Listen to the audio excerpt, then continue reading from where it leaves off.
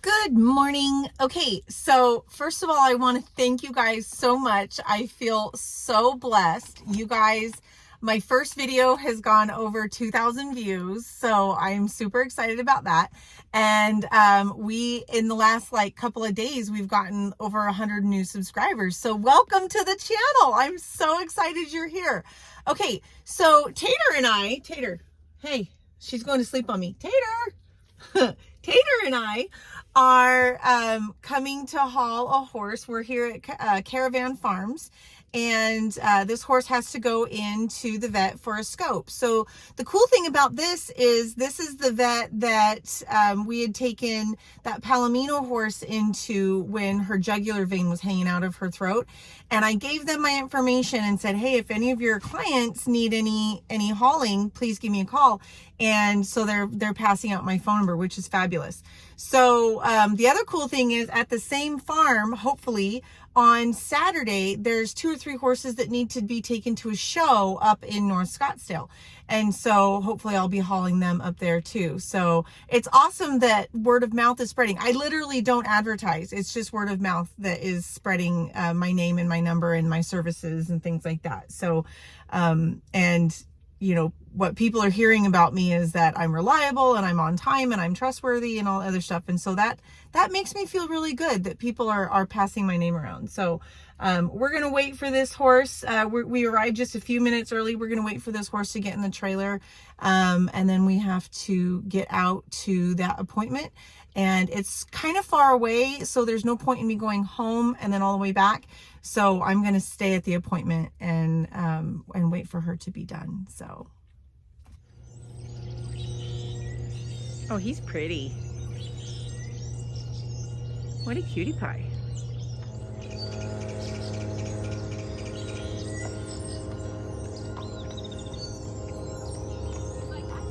Yeah. She's like, wait, what happened to breakfast? She's never been in that back pen before. Sierra, let's get you in the trailer. She's gonna be in the morning. She's gorgeous. You ready to go on a trip? She's like, is there some Jump in, kiddo. and check it out. She's like, I don't know, there's no food in here.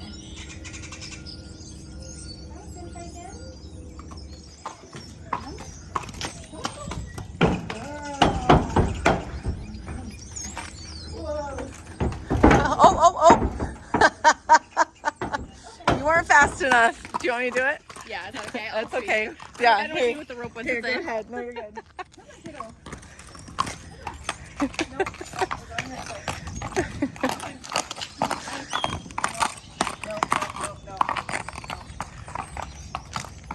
I know, she's like, oh.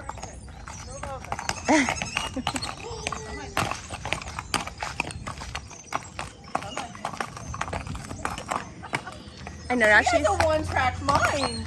no, usually she's like amazing. There you go, girl.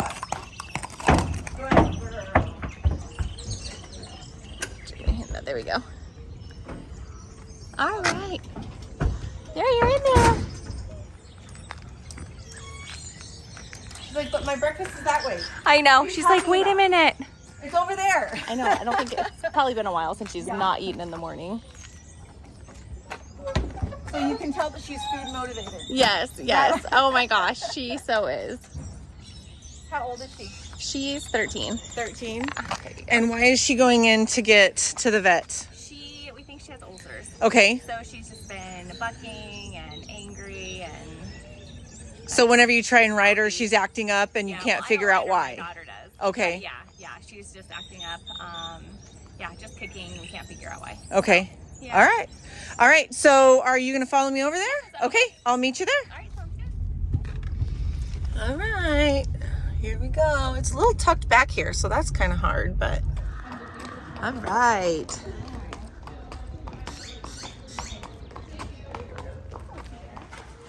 Really heavy on her hands, not using her back end that much, running through the crossroad courses.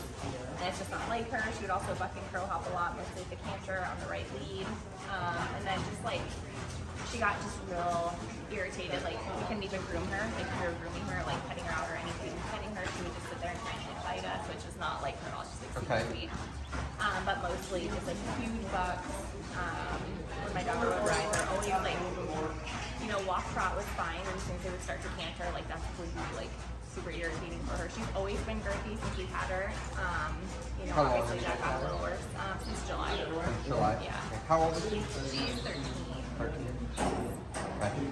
So, Have you guys had a latest done on her at all, or just kind of start with a scope? yeah, so there is several horses at the barn that are all kind of doing the same thing, and they've had scopes and they all have ulcers. Okay. Which barn are you at? We're at Caravan Farm. Okay. So we're just kind of assuming she has been on ulcer guard, and also we can put her on. Oh my gosh, it's also medication. We're can't give it right now. Consultation. Okay. Okay, for the last 5 days, because she had to get the horse show last weekend, and that's what the other horse, and I know that's only specific for certain type of ulcers, but that's what the other horses in the barn had, so we just figured to try and get her through the weekend, like that's what we're gonna do. Did it change anything for her? Yeah, she's been much better, but I don't know if it's the ulcer guard. Right. But yesterday was her best ride. We started her on that Tuesday of last week. We started her on ulcer guard. We've been giving her like a full tube of it, except for the last 2 days. She's got half of it, just trying to wean her off. And then Wednesday was a full rate in the morning and in the evening. But I think so. Sucralfate works the fastest, right? So the sucralfate, I think, is helping right off the bat. Gastrogard takes a little bit more time. We just don't see as profound response. So the Yeah. fact that she's responding to sucralfate like that, I'm sure the Gastrogard's helping. Okay. It makes me suspect ulcers. I mean, she's doing some of the things that we see, and honestly, ulcers can kind of present with a little bit of anything. yeah. So I think it's fair. I think it's fair to scope her for ulcers if we don't see it, but I think I would start or go on to a lameness Yeah. and see if we've got anything there. She's got a little bit of pain across her back here, right there.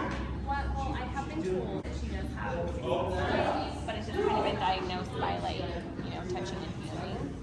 She has had Okay. injections in her back before, like right here. You haven't seen kissing spine up in this wither area. Okay. Normally it's a little bit more back where the back dips, because what we have is those transverse processes. As we go down the spine, they start to change their angle as we come up into the lumbar, and that's usually where we see these spinous processes have a problem, because we've gone down, so they're facing this way, and now we're coming back up and they're going to face that way, and we'll see them touch a little bit farther back. Yeah. As what I've had experience with, I have honestly not seen a case up here. Most of these issues with these are trauma-based. Okay. But I think for sure it's worth, if we don't see ulcers, checking some of that out. I mean, a lot of back soreness can be related to just hocks and stifles as well. So when they get sore in their lower limbs, then they go to carry themselves in their back to try and protect that. Yeah. And with her not wanting to use her hind end and being sore across this back area, I'm kind of curious about how her hocks are and things like that. Yeah. So I guess there's a couple of ways we can start. We can start with the gastroscope, because that's what we're here for. We're fasted for. If we don't see ulcers, and we've had a response to sucralfate, so I think it's worth doing the scope. Yeah. And see what we've got in there. That way we know what we're treating. And then from there, if we don't get the results we want, I think we should really check out and just make sure we're not painful somewhere else. Yeah. Yeah. And kind of go from there. For sure. Okay? Yeah. Perfect. We'll get her a little sedation and we'll bring her on in. All right. Sounds good. Okay.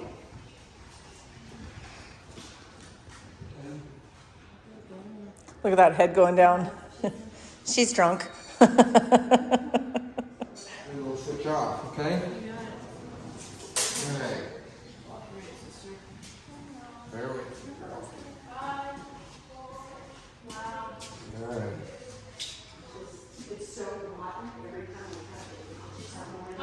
Keep your finger on top there. All right, so we're at the back of their throat area. So these are guttural pouch entrances here. So that's slit there. And then the second one here on our left. and that is the throat. So those are our vocal folds, we've got our arytenoids, we've got our epiglottis, then the esophagus is up at the very top. So we're going to go up behind that. Take a good look at that. All right, Ellie, you can go ahead and advance. So our goal is to get her to swallow, so we'll hit her on the top there, and hopefully she swallows and doesn't fight too much. And keep adding some air for a little bit. Just let our esophagus flow up, make sure.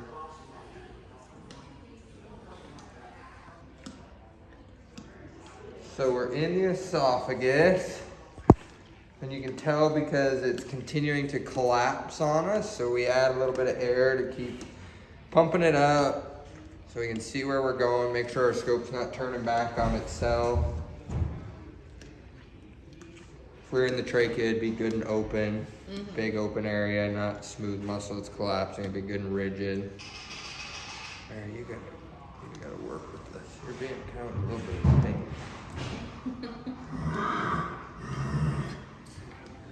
Alright, I'm gonna switch you. Perfect. Stop there. We are in the stomach. Let's start our video. Pull back a little bit, Ellie, for me. So there's two portions of their stomachs. It's one continuous area, but we are in the fundic region, and then under that area right there would be the pyloric region. So all this fluid's going under that shelf and out towards the duodenum. So most of our ulcers that we see follow this line that we have here, which is called the margo plicatus. As you can see here, we've got clear distinction between what's squamous and not squamous, or glandular and non-glandular. The bottom part is supposed to be pink like that, and the top part is supposed to have this whiter color to it. And looking at a first overall glance, her stomach looks really clean. Now, we have had a few days of sucralfate, so is some of this reddening that we're seeing down in the glandular region, was that worse before? Is it getting better? Is that her normal? That's what becomes hard when we've already started some treatment of sucralfate. So I have some horses that they don't have gastric ulcers, which ulcers are going to be anything above the margo plicatus. So anything in that white area is a true ulcer. Okay. And when we get down into this glandular region, that's where it's more a lesion, because sucralfate and those kind of things are going to coat that area and help that better than the GastroGuard. The GastroGuard is going to help a lot with the ulcers up on the white part. Okay. So right now what I'm doing is I'm just adding air to it so we can get this stomach distended, so we have a good clear view to where we're going, because we are going to go check out the pyloric region. At first glance, her stomach looks really good. I don't have a lot of ulcerations. I don't have the mucus looking hyperkeratotic, meaning like it's healing. And overall, it looks really clear, which is a good thing. The only thing I'm going to be picky about is that redness there to that glandular region. Is that causing her some discomfort? Is something like sucralfate going to help her during shows and those kind of things? Potentially, because we've already seen that it helps. So using that to our advantage, we've already seen some help from it. Yep, that little almost brighter red rather than just pink area.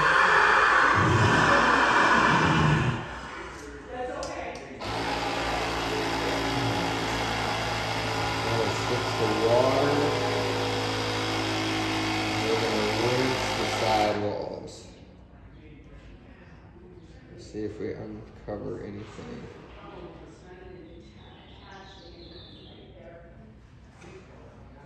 So usually this would be pretty high, so that's actually called the saccocecus up there. So this would be pretty high for ulcers to be up here, but I have had one case where we had ulcers a little bit higher than I would have suspected. Usually they follow right on that margo plicatic line. But overall, she looks pretty clean. All right, Ellie, let's drive forward a little bit.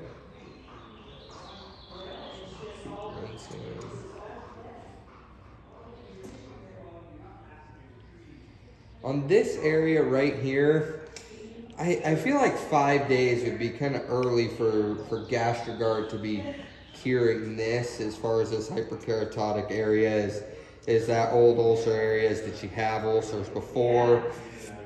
The significance of it, I would call it clean or healed. Like if I was to do a rescope, that would be a cured horse on that area. So I don't have any concerns like treatment's gonna help that area.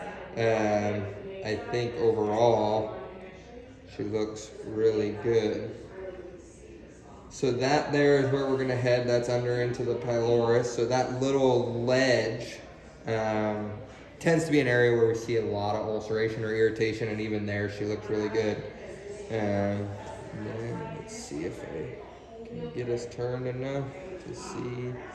Normally you can see the scope coming in through the esophagus, but we can't get quite that view for the viewers online.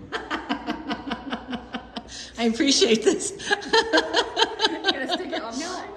Yeah, I have a YouTube channel. Okay. So. All right, let's go forward, Ellie.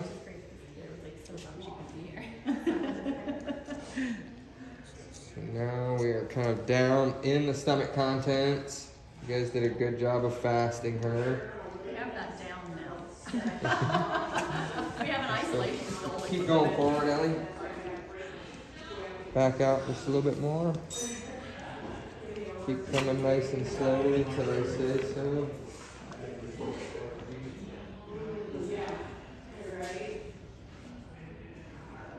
A little bit.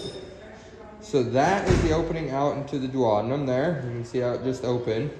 So that's peristaltic events going on. Keeps that sphincter opening and closing. It's allowing fluids to go out that are sizable enough.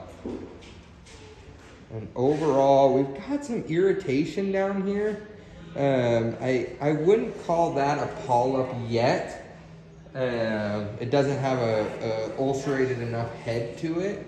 But that irritation, I would like this area here to all of that to look the same. So she's got a little bit of irritation in this pyloric region, which I think is why she's responding so well to sucralfate.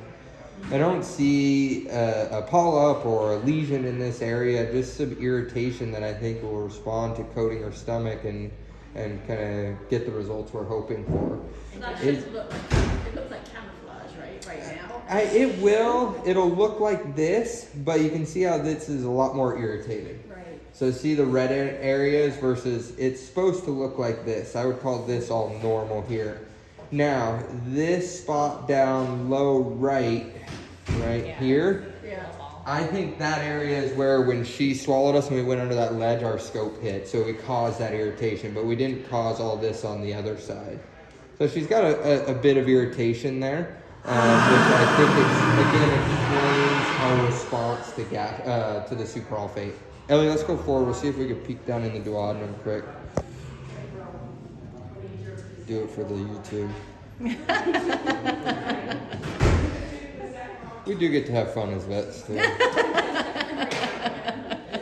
So we are in the duodenum. That's actually the papilla that allows bile to go into a horse's duodenum.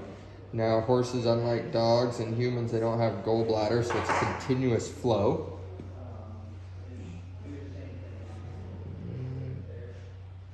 That's where, so if you want to go and you lift up her tail, you might be able to see, I'm just kidding, you won't see the scope out there. That's like 60 feet. No, I was going to say, I'm watching the measurements on the scope go by. You might see a little light at the end of the tunnel. Everything looks really good in here. Looks really good. Alright, Ellie, let's come back. So overall, my assessment of her stomach, I think we've got some reddened areas that explains our results with adding sucralfate. I don't have gastric ulcers that are going to be treated by the GastroGuard, which is great, because GastroGuard is very expensive. So it actually is okay to not have gastric ulcers. Do I think she's someone that we have to have on sucralfate forever? I don't think so. I think we try it, keep trying sucralfate, see if that helps keep her acting the way she did for this last show. Keep coming back, Ellie. But is it is there something more going on? Does she have pain somewhere else? I think you definitely got to keep that in mind, because I'm not seeing a horrific stomach to explain some of it. I wonder if some of the resistance is due to other pain. Yeah. So for me, I think we for sure keep her on the sulfate for 30 days, I would, and see how well she does, change her drastically, and then in between somewhere in there, give her another, 5-10 days of sulfate, and then check her out for lameness issues and see. This is that lumbar pain, keep coming back there. Let's keep coming until it's, there you go.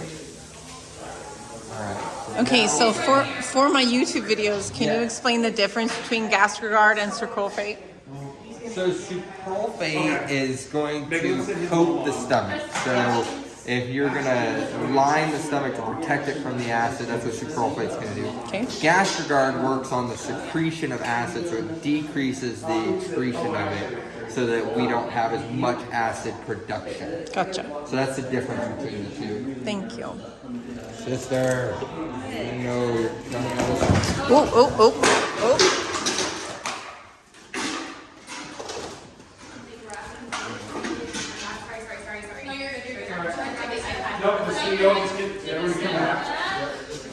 I was going to take some air out, make her more comfortable, but apparently she is done.